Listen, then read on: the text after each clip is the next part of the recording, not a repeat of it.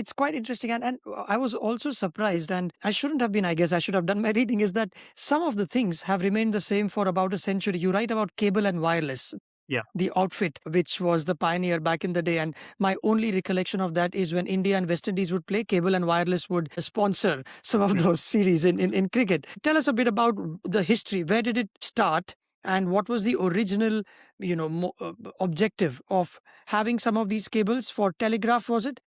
It must, yeah. I mean, the original cables, undersea cables were laid in the 1850s. There was one across the English Channel. There was one from England to the east coast of America.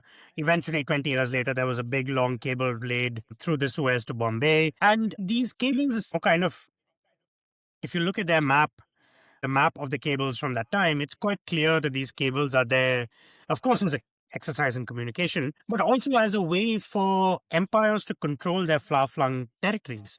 So the UK sits in northwestern Europe, but it has colonies in Asia and Africa and so on, and it needs a way for communication to be quite fast so that this control is exerted ever more powerfully, because by that time the economic interests of having these colonies were huge. So that was one reason the cable was laid. And then, of course, I mentioned this in the book, is that these cables were laid not only to control empire, they were also constituted by empire in one sense.